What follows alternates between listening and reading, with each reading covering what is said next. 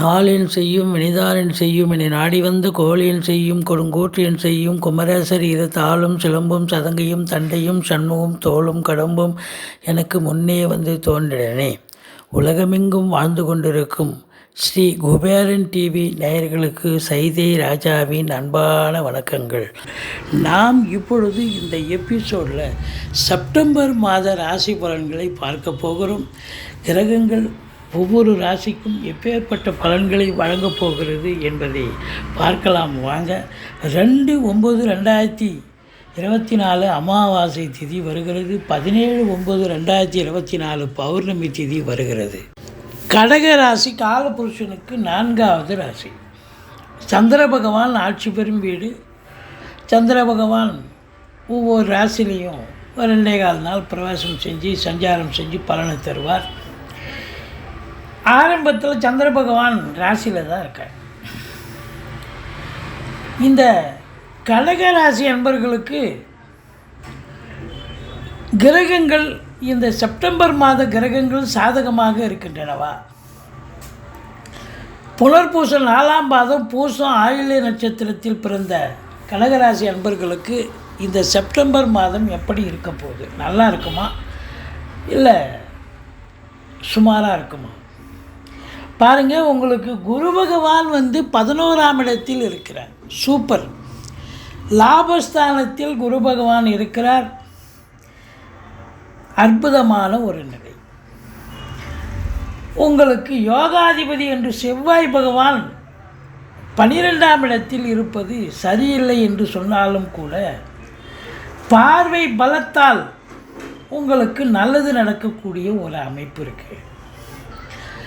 மற்றபடி சனி பகவான் வக்ரகதியில் இருக்கார். அஷ்டமத்து சனி போயிட்டுருக்கு. சங்கடம் தீர்க்கும் சனி பகவானே மங்களம் பொங்க மனம் வைத்தருள்வாய், சச்சரவின்றி சனீஸ்வர தேவே இச்சகம் வாழ்க இன்னருள் தாத்தா. இந்த சுலோகத்தை சொல்லுங்கள். சனி பகவானுக்கு எள்ளெண்ணெய் தீபம் இட்டு வாருங்கள். ஆனால் இந்த கடகராசி அன்பர்களுக்கு இப்பொழுது சனி பகவான் கெடுதலை பண்ண மாட்டார், மாறாக நல்லதே செய்வார். ஏன், எப்படி? சனி பகவான் வக்ரகதியில் இருக்கிறார். அப்போ வக்ரகதியில் இருக்கும் பொழுது கெடுபலனை தரக்கூடிய நிலையில் இல்லை, மாறாக சுப பலனை வாரி வழங்கக்கூடிய ஒரு நிலை இருக்கிறது. 9ஆம் இடத்துல ராகு பகவான் இருக்கார். அது ப்ளஸ்ஸும் இருக்குது மைனஸும் இருக்குது. மற்றபடி உங்களுக்கு குரு பார்வை கோடி நன்மை என்று சொல்லக்கூடிய குரு பார்வை 3ஆம் இடம் 5ஆம் இடம் 7ஆம் இடத்தை குரு பார்ப்பதால் இந்த கடகராசியில் பிறந்த அன்பர்களுக்கு இந்த செப்டம்பர் மாதம் பல நன்மைகளை பெறப்போகிறீர்கள் அப்படின்னு சொல்லலாம்.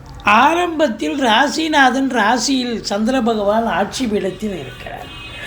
கௌரவம் புகழ் அந்தஸ்து செல்வம் செல்வாக்கினை பெறக்கூடிய ஒரு அற்புதமான ஒரு காலகட்டம். 2ஆம் இடத்து அதிபதி சூரிய பகவான் ஆட்சி பீடம் ஏறுகிறார். உங்கள் சொல்லுக்கும் செயலுக்கும் மதிப்பு மரியாதை கண்டிப்பாக கிடைக்கும்.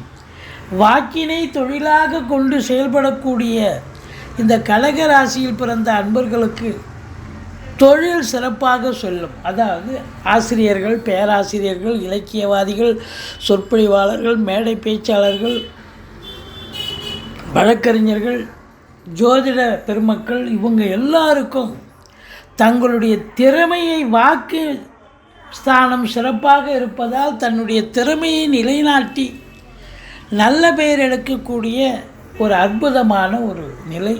சமூகத்தில் பேரு புகழ் அந்தஸ்து உயரக்கூடிய ஒரு தருணம் இருந்த போதிலும் சனி பகவான் பார்வையில் இருப்பதால் 2ஆம் இடத்தை வாக்குஸ்தானத்தை சனி பார்க்குறார். கொஞ்சம் ஒரு சொல் கொல்லும் ஒரு சொல் வெல்லும்னு பெரியவங்க சொல்லியிருக்காங்க.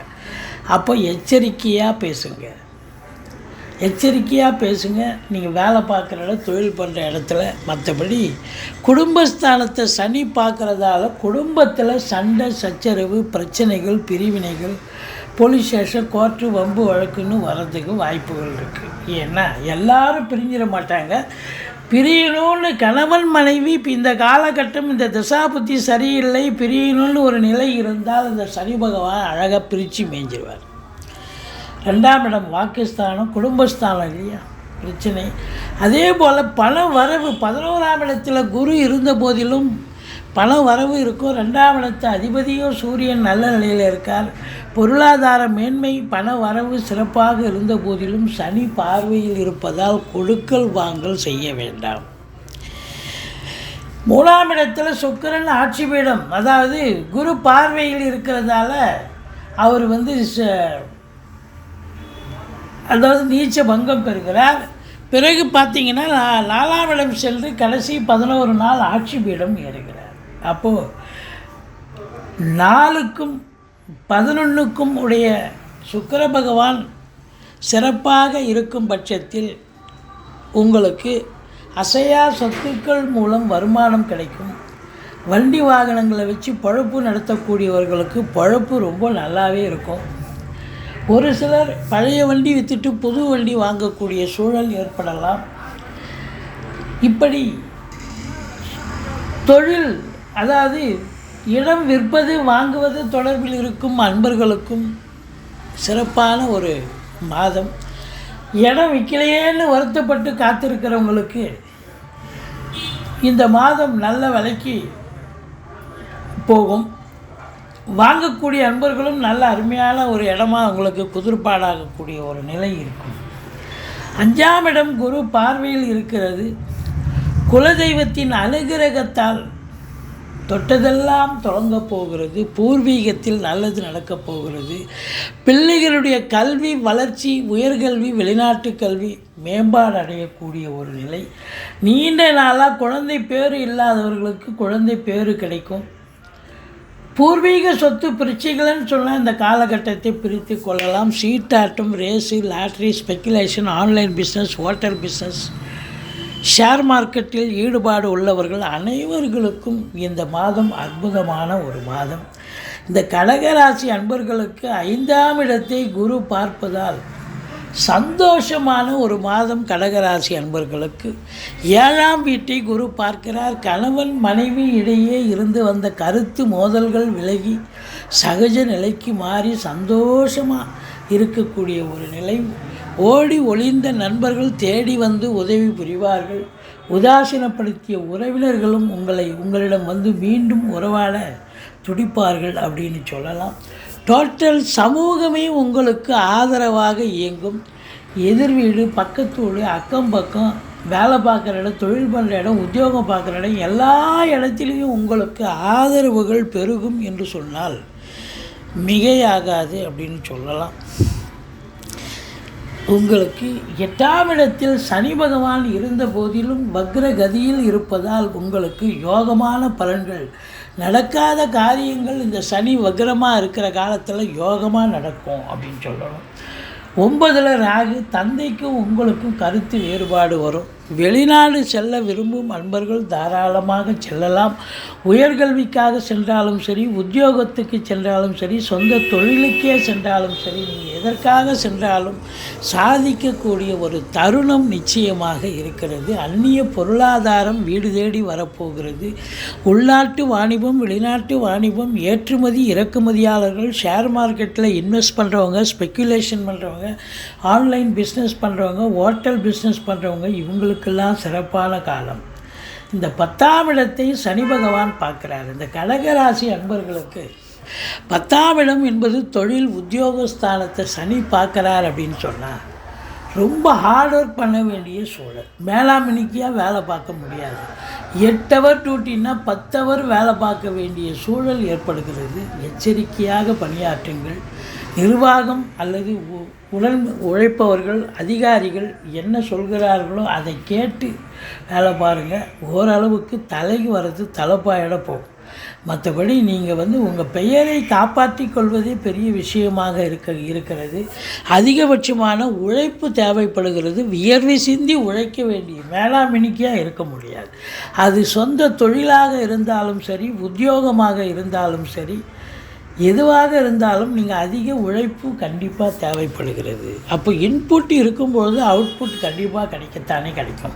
அப்போ 11ஆம் இடத்தில் குரு பகவான் இருக்கிறதால நல்ல சொந்த தொழில் பண்ணுறவங்களுக்கு நல்ல லாபம் கிடைக்கும். உத்தியோகத்தில் இருக்கிறவங்களுக்கு ப்ரமோஷன், இன்க்ரிமெண்ட், சலுகைகள் அனைத்தும் கிடைக்கும்.